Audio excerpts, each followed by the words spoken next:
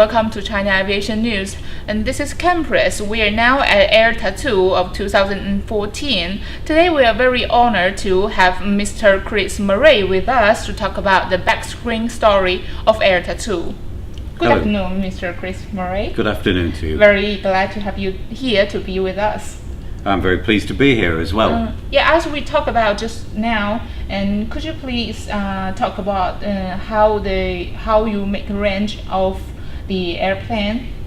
Yes, certainly. I'm the director of operations for the event, and as such I'm responsible for both the aviation activities as well as the ground operations.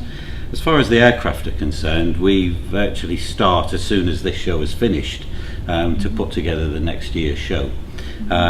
In the autumn of each year we visit all of the embassies in the United Kingdom in London, and we visit the air attaches there, and we write letters of invitation to all the chiefs of the air staffs around the whole world, inviting them to come to the next year's Air Tattoo, and of course to bring aeroplanes. We then go and visit the air attaches and establish a good relationship with these people. And the Air Tattoo has been running for 43 years now, and over those years we have developed quite a strong reputation. So most of the air attaches that we visit, they know about us. Many of them have been to the Air Tattoo before and hopefully have had a good time. And therefore it's very often they're very keen to send aeroplanes because they don't want to miss being part of such a big international event. One of the things that makes the International Air Tattoo different is that it is not a trade show. It's not a meeting place where people do business.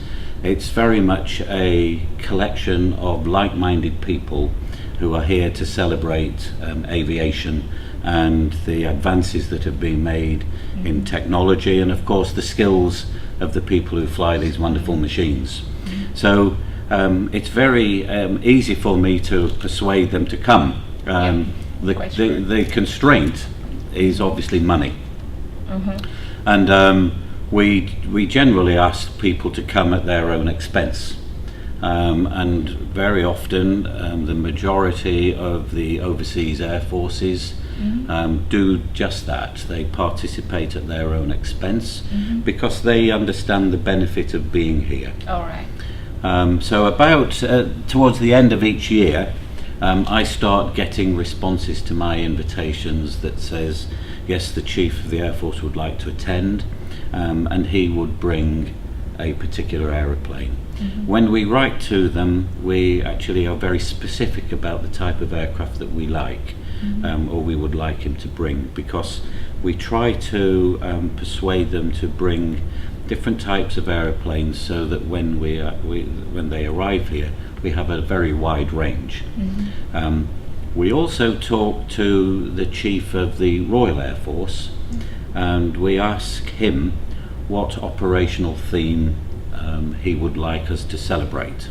And this year, for example, the theme is partnership.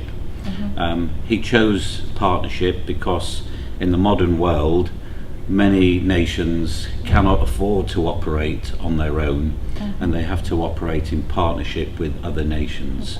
And that operational theme encourages other air forces to bring certain types of aeroplanes and participate.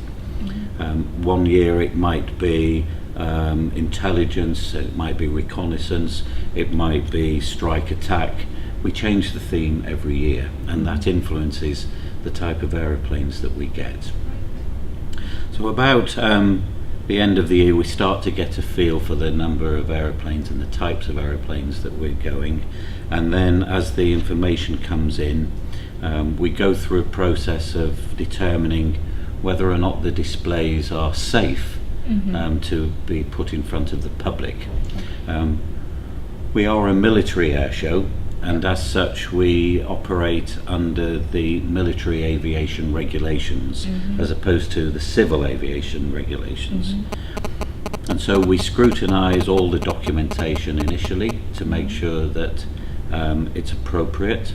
And then we discuss with the Military Aviation Authority whether or not we need to see the display to ensure that it's safe, or whether we can tell by the judgment, perhaps we've seen them before, that it's safe, so we can accept it straight away. As the spring of the following year develops, I'm usually in a position where I know how many aircraft I'm likely to have flying in the display and the static aircraft. And if all goes well, I've got enough aeroplanes to fill the static park and to keep the flying display going. If I haven't, then I have to start thinking about buying aeroplanes, so paying people to come. And obviously that's expensive. So that's my last resort, really. When I have a good year, I don't have to spend any money. but that's very rare. That's very rare. For example, we often have to pay for accommodation or fuel and that sort of thing. So it's quite a costly experience. Once I've got the flying display, and our flying display traditionally runs for 7.5 hours. So it starts at 10 o'clock in the morning and finishes at 5:30 in the evening. And we start then to put together the program to fill, to see if we can fill that time. This year, for example, we've been very lucky, and we have so many aircraft that we've had to extend the flying display, so it's now 9:45 in the morning until 6 o'clock at night. So that's a very good position to be in. It's very good.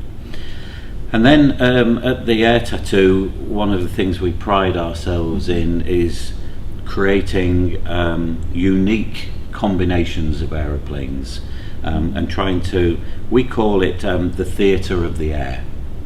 So we are producing a product that is attractive to both the enthusiast and also the general public.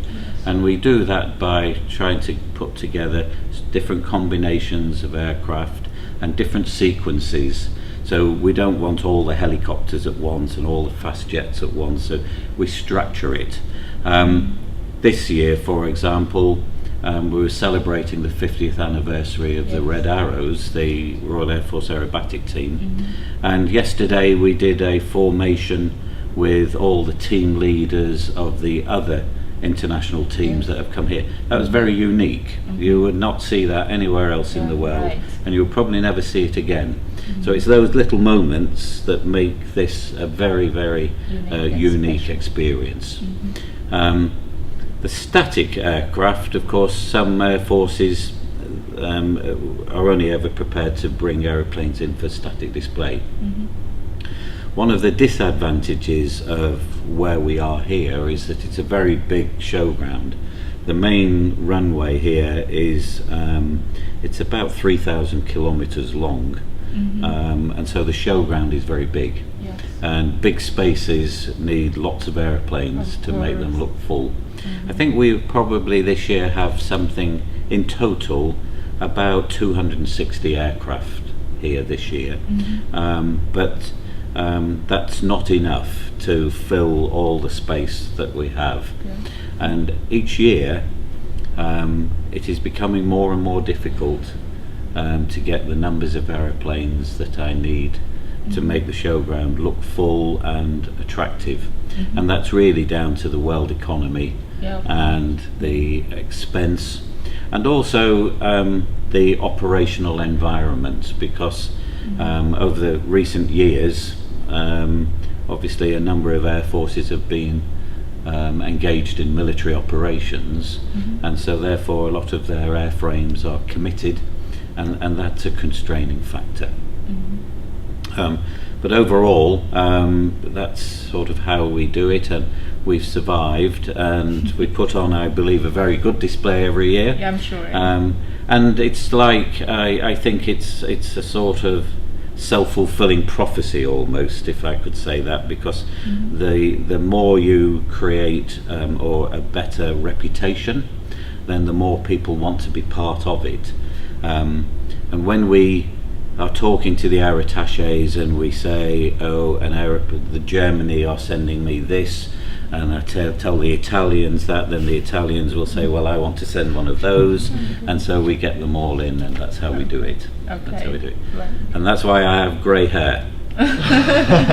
But also charming. Yeah, oh, thank you very much. Okay. It's probably worth me saying that the organisation that creates this event, you probably know that we are a commercial company, that all the profit, the money that we make, we give to a charity, because we are owned by a charity, and that cause that we are giving our money to. But our company's small. There are 34 people who are permanently employed by the company all year round. But to actually make this event happen, we need about 3,500 people to do all the jobs that we have to do, the engineering and all of those things. And they're totally volunteers. Yes, they're a mixture.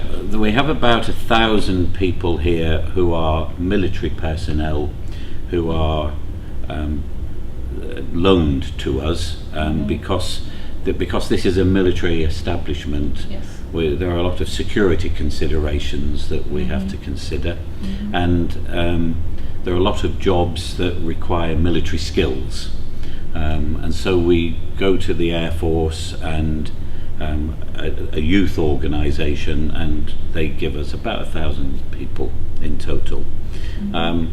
The remaining 2,000 are all volunteers, and they come from all walks of life, doctors, dentists, firemen, everything, and we often have very highly educated and trained people come here to do something completely different. So in my own operations room, for example, I have got the senior doctor in the Royal Air Force, and when he comes here, he manages my operations desk. Nothing to do with medicine at all, but that's why he comes, because it's enjoying doing something different. It's the fun of aviation. Correct. And a lot of our volunteers have been with us for 20, 30, 40 years, and I sometimes think they're crazy, because I don't know why they keep coming back, but they keep coming back, so we must be doing something right. And these people give their time freely. All we do is we give them accommodation, we feed them, and without those good people, this event would just not be able to happen. If we had to pay all of those people, it'd be crazy. We couldn't do it. And so on the aircraft side, they do everything. They do all the aircraft manoeuvring, the refueling. They look after the aircrew accommodation, the aircrew transport, the air traffic control people, our flying control committee, the people who oversee the flying to regulate it to make sure it's safe. They're all volunteers, and they're great people. So that's it on airplanes. Thank you. That's okay. Thank you for giving us such a detailed story. Okay, was that all right? Yeah, very good. Okay. Thank you.